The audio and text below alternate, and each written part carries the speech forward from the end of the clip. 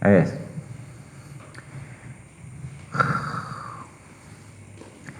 kamal hakiki, kita masih membahas kesempurnaan yang hakiki dan kesempurnaan semu.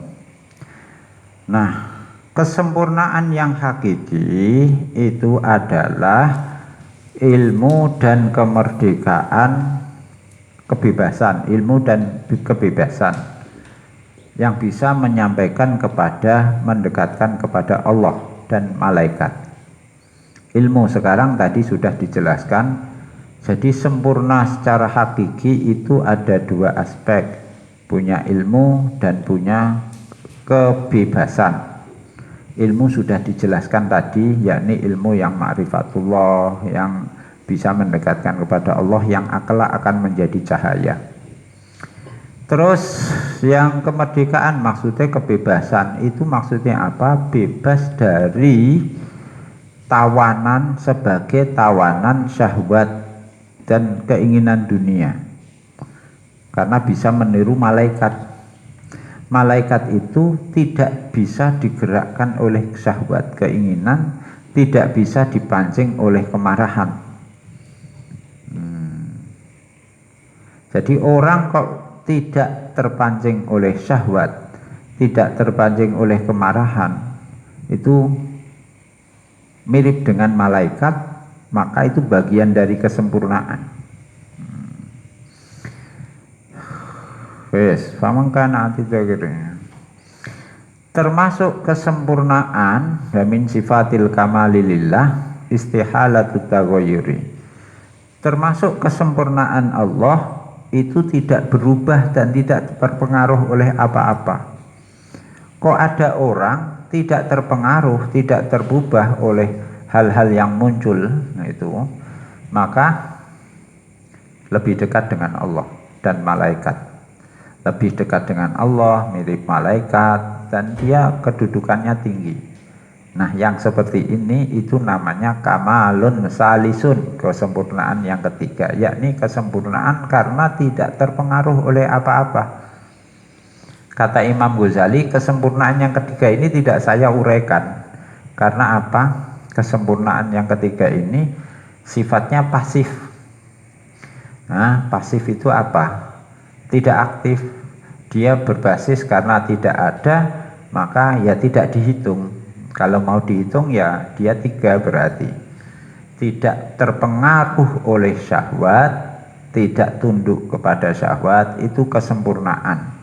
Sebagaimana kesempurnaan mengetahui, kesempurnaan hurriyah itu. Wa kamal gudune tariqun ila iktisabi kamalil ilmi wa kamalil huliyah wal iktisaba.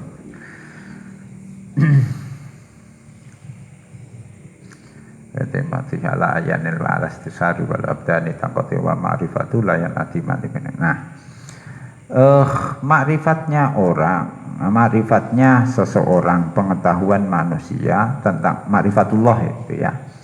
Terus hurriyah, bebasnya dia dari pengaruh syahwat dan kemarahan. Ini dua hal yang meskipun sudah mati itu tetap abadi, tetap menjadi satu kesempurnaan yang bisa mendekatkan kepada Allah itu. Jadi kalau kita sudah ma'rifatullah tuh, bisa menghindari syahwat, kemudian kita mati, itu tidak ikut mati, dua hal itu masih berlanjut itu. La ingkito alahu, abadian. Lain dengan orang-orang yang bodoh, orang-orang yang disebut jahil. Itu mereka ya memburu harta dan jabatan, yang memburunya harta jabatan itu malah mengalihkan mereka untuk mendapatkan makrifat yang sejati, kamal yang sejati itu tadi. Wal baqiyatu sholihatu khairun inda rabbika thawaba wa khairun amala. Nah, itulah yang disebut baqiyatu sholihat itu. Al baqiyatu sholihat allati kamalan fi nafsi wal jahl alla yang ketiga. Nah, Innama matalul hayatid dunya kama in anzalnahu minas sama'i fakhtaratu bihi nabatul ardi. Terus innama matalul hayatid dunya kama in anzalnahu minas sama'i fakhtaratu bihi nabatul ardi mimma ya'kulun nas wal an'am. Hatta ida ini di surat Yunus. Hatta ida Innama matalul hayatid dunya kamen anzalnahu minas sama'i fakhtalata bihi nabatul ardi mimma ya'kulun nas wal an'am hatta idza akhadhatil ardu zukhrufaha wa zayyanat wa dhanna ahluha annahum qadiruna 'alaiha ataha amruna lailan aw naharan faj'alna hasidan ka'allam ta'dam bil amas.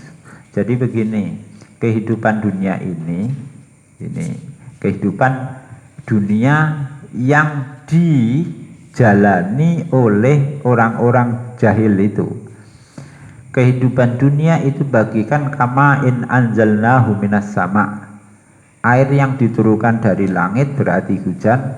Fakhtalata bihi nabatul ardi, maka terus kemudian memunculkan tumbuhan yang asana gersang, muncul tumbuhan mimma ya'kulun nas wal an'am. Tumbuhan itu lalu dikonsumsi oleh manusia dan binatang. Hatta idza akhadhatil ardu zuhrufaha, sehingga suatu saat bumi ini mencapai puncak kesegarannya. Hatta idza akhadhatil ardu zuhrufaha wa zayyanat, dan bumi tampak indah seger itu karena mencapai puncak kesegarannya, kesuburannya. Hatta idza akhadhatil ardu zuhrufaha wa dhanna ahluha annahum qadiruna 'alaiha, dan penduduk bumi merasa bisa menguasai ini, kesuburan ini akan selamanya. Ataha amruna lailan anaharon, maka siksa kami turun siang atau malam. Faja'alna hasidan ka'allam bil amas, maka kemudian semua berubah seperti tidak pernah ada kesuburan itu. Ngene nek cara mbok delok, kita yang hidup di kampung ya, di desa masih bisa. Kalau kekeringan pada sedang masa kemarau itu tanah tandus. Tidak, seakan-akan tidak mungkin ada kehidupan. Tapi ketika hujan turun, terus tanah ini menjadi basah, terus subur, semua tumbuhan tumbuh. Pada puncaknya semua jenis tumbuhan tumbuh, terus kesuburan ini mencapai puncaknya. Orang mengira ini tidak pernah akan berakhir, tapi oleh Allah kemudian diakhiri, maka kesuburan itu hilang, kembali musim berganti menjadi kemarau. Saat kemarau, orang melihat tidak pernah ada kehidupan di tanah ini. Jadi bolak-balik kehidupan ya seperti itu. Ini sama dengan Allah membuat tamsil kehidupan di akhirat. Jadi Allah itu ya di beberapa ayat sering diulang-ulang ini. Jadi bumi yang tandus, seakan tidak mungkin ada kehidupan. Ternyata oleh Allah turunkan hujan, kemudian bumi yang tandus ini jadi basah, terus kemudian bisa menumbuhkan banyak tumbuhan dan pohon. Nah, inilah kehidupan kita di akhirat. Seakan kita mati berkalang tanah, kita sudah jadi tubuh kita hancur menjadi tanah. Kesimpulan orang kalau tidak beriman, ya sudah tidak mungkin hidup lagi, wong sudah menyatu dengan tanah, sudah hilang semua jasadnya. Kok mau hidup lagi bagaimana? Nah, kita disuruh melihat fenomena alam ini, bahwa tanah yang gersang kita anggap tidak mungkin ada tumbuhan. Ketika air hujan turun, terus kemudian basah, muncul banyak tumbuhan. Besok juga di akhirat seperti itu. Kama in anzalnahu. Lah, itu untuk iktibar kehidupan. Tapi dalam konteks ini Imam Ghazali ya, kehidupan itu akan seperti itu, kama in anzalallahu minas sama'i. Dan apa yang abadi, wal baqiyatus sholihat, apa yang abadi adalah apa? Kullu ma la yaqta'uhul mautu, yang kematian tidak bisa menghentikannya. Apa? Ma'rifatullah tadi ya.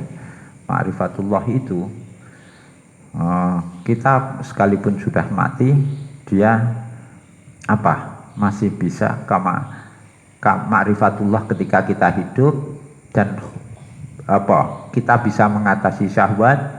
Ini nanti kita sudah mati, ini masih tidak terputus. Lah ini yang disebut al-baqiyatus sholihat. Versi ini. Lah onone al-baqiyatus sholihat itu lain maknanya apa? Yaitu berupa wiridan, doa. Wal baqiyatus sholihatu khairan inda rabbika thawaba wa khairun amala. Al baqiyatus sholihatu itu apa? Subhanallah, alhamdulillah, wa la ilaha illallah, wallahu akbar. Itu disebut juga al baqiyatus sholihat, tapi berupa zikir itu.